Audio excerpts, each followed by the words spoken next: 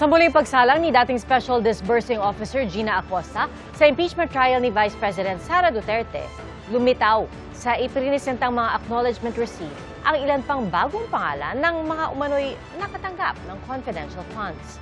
Inusisa rin ang pagbibigay ng milyon-milyong pisong pondo kay Colonel Raymond Lachica kahit hindi siya sakop ng tinatawag na Fidelity Bond. Saksi, si Sandra Aguinaldo. Sa ika-17 araw na impeachment trial laban kay Vice President Sara Duterte, muling sumalang sa witness stand si Gina Acosta na dating Special Disbursing Officer ng Office of the Vice President. Sumentro ang pagtatanong sa pagbibigay ni Acosta ng kabuuang 500 million pesos na confidential funds kay Colonel Raymond Dante Lachica na dati namang pinuno ng Vice Presidential Security and Protection Group. Sa kabila yan ang pagiging unbonded officer nito o yung hindi sakop ng Fidelity Bond na insurance na nagpoprotekta kung sakaling mawala ang pera. Si Colonel Lachica ba nag-post ng Fidelity Bond? Si security officer na si Colonel Lachica, dili po siya banded, Your Honor. Pero ang accountable pa rin, Your Honor, ako gihapon, Your Honor. Nirelease ko po kay Colonel Lachica, Your Honor, kasi siya po ang tinalaga ng aming Vice Presidente na siya po ang security officer, Your Honor. Pero binigyang diin ni Attorney Amando Virgil Ligutan na hindi ito pinapayagan sa ilalim ng Section 6 ng 2015-01 Joint Circular ng Commission on Audit. May lubitaw ring mga bagong pangalan na mga umano'y nakatanggap ng pera, gaya ni na Antonio Pagong, Timon Andrew Pusa, Dong Piang, May Pamana, Shane Ngit-Ngit, at Suniso Belat. Ayon kay Acosta, hindi niya personal na nakita ang pagbibigay ni Lachica ng confidential funds sa mga ito. Hindi ko po, kasi wala ako doon, Your Wala Honor. po kayo doon. I-disburse ko lang sa kanya ang pera. Siya po ang nag-implement. Nag-verify po ako sa kanya, Your Honor. Tinanong ko po siya, Your Honor. Ang sagot daw ni Lachica, confidential at sensitibo ang pinagkagastusan nila. Hindi mo rin malalaman na binigay pala ni Colonel Lachica yung confidential funds sa mga kaibigan at kaalyado ng Vice President. Di po ba? Hindi mo rin malalaman yan. Di po ba? Yes or no? Nag-rely po ako kay Colonel Lachica at saka sa mga dokumento po, Your Honor, na binigay niya sa akin. Hindi mo rin malalaman, ma'am, na in fact, binigay ni Colonel Lachica yung 500 million pesos sa Vice President herself. Hindi mo rin malalaman yan. Hindi ba ito isang scam o tahasang panlililang sa pera ng Your taong Honor. bayan? May we move to strike that last question, Your Honor, for being impertinent. The word scam is stricken from the record. Nang tanungin sa puntong ito ng defense lawyer, paulit-ulit na tanong ay kung tinatakda ba ito ng joint circular ng Commission on Audit. Required din po ba ng joint circular na pinagbabawal kayo mag-rely sa documents provided by a security officer? Wala, Your Honor. Tama po ba na wala sa joint circular nagbabawal from getting inputs and guidance from a security officer in preparation of the physical and financial plan?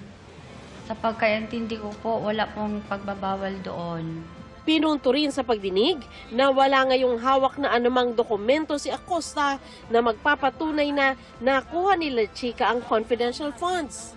May dokumento kayo now na ipapakita in an impeachment trial sa harap ng ating mga senator judges, sa harap ng taong bayan na tinanggap nga ni Colonel Lachica yung 125 million pesos galing sa iyo. Binawi po niya, Your Honor. Hindi po ba kakaiba? Unusual na yung acknowledgement receipt babawiin ng taong pinagbigyan mo ng pera. You don't find it unusual? Objection, Your Honor, argumentative. Sustained. Sustained. Tanong ni Ligutan, ganito raw ba ang gawain ni Acosta noong disbursing officer pa siya sa Davao City? Aniya, nakatanggap noon ang syudad ng 460 million pesos na confidential fund kada taon mula 2019 hanggang 2022. Ito yung modus operandi nyo, binibigay mo yung confidential funds sa isang security officer. And then sabi mo, may acknowledgement receipt, pero binabawi ng pinagbigyan mo yung acknowledgement receipt, kaya hindi mo hawak. Tama po ba sa Davao City? Practice nyo doon. I will have to recall, Your Honor, kay matagal na po Yes, kasi okay. yun. Pinuna ng prosekusyon ng anilay selective memory ni Acosta pagdating sa pagtatanong sa kanya ng depensa. Kanina, nung nakarang araw, while yung prosecution that is presenting you as an hostile or as we are accustomed to, hostile witness, sinabi nyo, in several instances, hindi mo masagot yung mga katanungan nangyari 2022 and prior to that. Kasi sabi mo, hindi mo na maalala. Pero ma'am, kanina diretso yung defense, tinatanong ka. Bigla mong naalala, 2019, 2018 to 2022. Alam niyo po ba yung tinatawag nating selective memory, ma'am?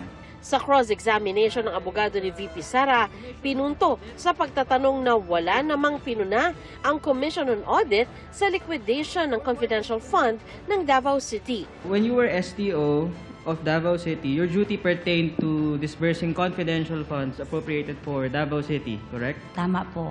When you were STO of Davao City, there is no audit observation memorandum issued by the Commission on Audit against then Mayor Sara Duterte, correct? Wala po. Tila naubusan naman ng pasensya ang ilang senator judge nang tanungin si Acosta. Siya po ang itinalaga na security officer, Your Honor, ng Office of the Vice President. At siya po ang aming commanding chief, Your Honor, for the BPSPG, Your Honor. Ay, ayoko na marinig yung template, Mr. President. Thank you. Hindi Tapos po na ako oras ko. Sige, maraming nagpirma. salamat. Wala akong makita sa masagot. Inusisa naman ni Senator Judge Raffy Tulfo ang hindi pagpalag ni Acosta sa mga tila questionableng mga pangalan. How would you consider yourself? Smart, average, or stupid? Average lang po ako Average. mapagkatao, Your Honor. So naniwala kayo sa sinabi niya na confidential nature kahit na isa lang signature sa napakaraming pangalan. Kasi siya po ang nag-implement sa mga confidential activities, Your Honor, on the grounds. In this case, you are stupid in the name of blind loyalty. Ano po yun? Hindi ko maintindihan, Your Honor. I'm sorry. You know what, Madam, seriously from my heart, naawa ako sa iyo. Ako si Sandra Aguinaldo, ang inyong saksi.